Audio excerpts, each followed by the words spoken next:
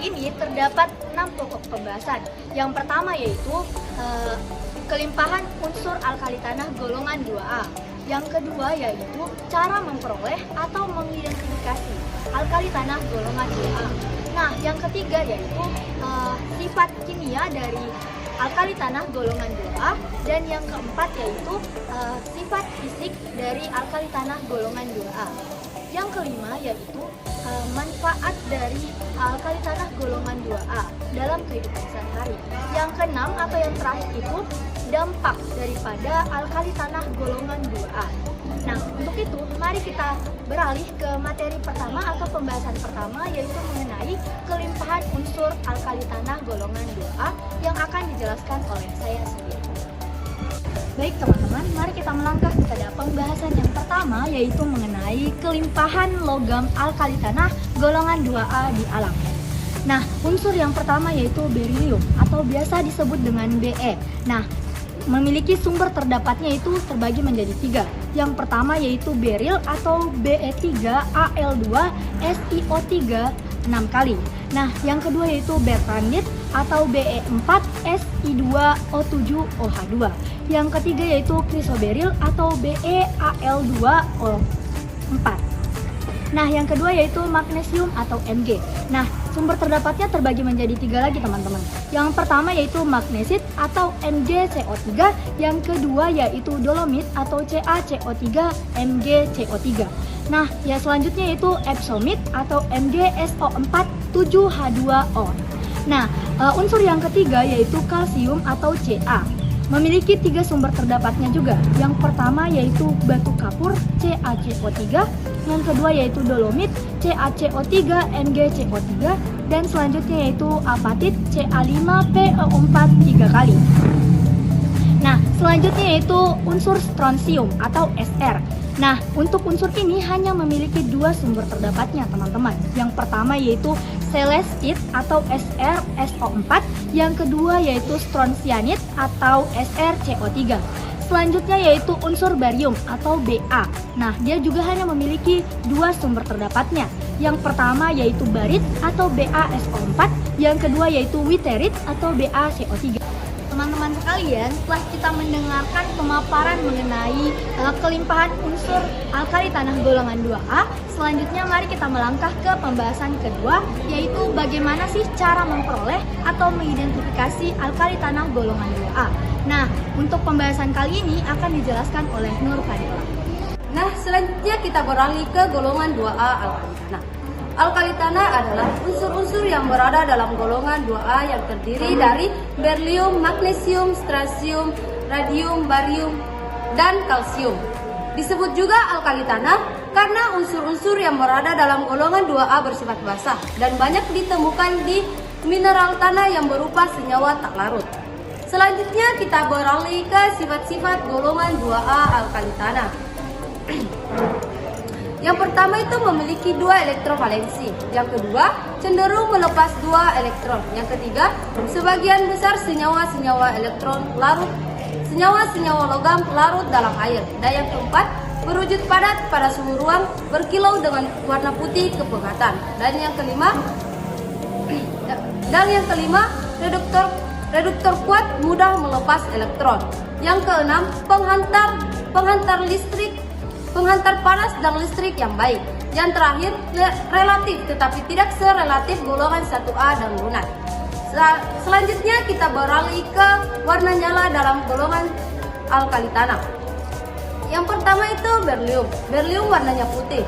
Yang kedua, magnesium. Magnesium itu warnanya putih cemerlang. Dan yang ketiga, kalsium. Kalsium warnanya jingga. Dan yang keempat, strontium. Strontium itu warnanya merah dan barium itu warnanya hijau. Nah, selanjutnya mari kita mendengarkan pemaparan materi dari Andi Salsabilah yang akan membahas mengenai sifat kimia yang dimiliki oleh alkali tanah golongan 2A. Nah, selanjutnya itu masuk kepada pembahasan mengenai sifat kimia alkali tanah golongan 2A. Langsung saja itu yang pertama, reaksi kelarutan garam alkali. Unsur MOH2 yaitu semakin ke bawah semakin mudah larut, sedangkan unsur MSO4 semakin ke bawah semakin sukar larut. Kemudian unsur MCO3 itu tidak larut. Selanjutnya itu reaksi dengan oksigen menghasilkan oksida. 2M ditambah O menghasilkan 2MO. Kalsium, strontium, dan barium bereaksi terus-menerus. Sedangkan oksida pada magnesium dan berilium melekat pada permukaan sehingga mencegah reaksi korosi lebih lanjut. Selanjutnya itu reaksi dengan nitrogen dan halogen. Reaksi dengan nitrogen membentuk nitrida. 3M ditambah N2 menghasilkan M3N2. Bereaksi dengan hidrogen membentuk garam halida. M ditambah X2 menghasilkan MX2. Lelehan halida berilium memiliki daya hantar listrik yang buruk karena bersifat kovalen. Selanjutnya itu bereaksi dengan asam dan basa. Bereaksi dengan asam dan basa, asam kuat encer membentuk garam dan gas hidrogen.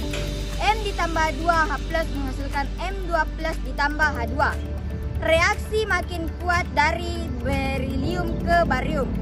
Selanjutnya itu berilium bersifat atmosfer, yaitu dapat bereaksi dengan asam dan basa. Berilium ditambah 2NaOH ditambah H2O menghasilkan Na2BeOH ditambah H2.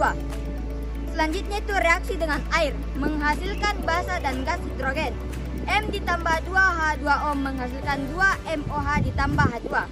M itu merupakan logam alkali tanah. Contohnya itu magnesium, kalsium, strontium, dan barium. Kalsium, strontium, dan barium bereaksi dengan baik. Magnesium bereaksi sangat lambat, sedangkan berilium tidak bereaksi. Dan yang terakhir itu bereaksi dengan hidrogen.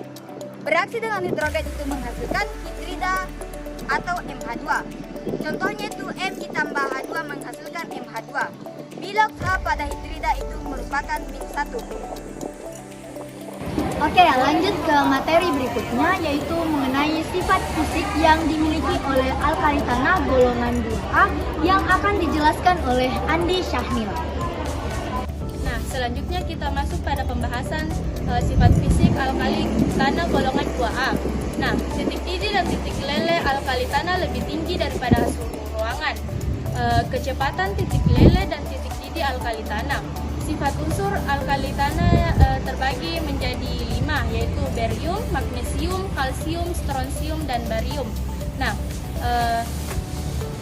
barium kerapatannya yaitu 1,848, titik lelenya 1283, titik lelenya 2884. Magnesium kerapatannya yaitu 1,738, titik lelenya 648,8, titik didihnya yaitu 1105. Sedangkan kalsium kerapatannya yaitu 1,55, titik lelenya 839, titik didihnya 1484. Strontium kerapatannya yaitu 2,54, titik lele yaitu 769, titik didih 1384. Barium itu kerapatannya 3,51, titik lele 725, titik didih 1640. Nah, perhatikan bahwa kerapatan logam alkali tanah lebih besar daripada kerapatan logam alkali, sehingga logam alkali tanah bersifat lebih keras dibanding logam alkali.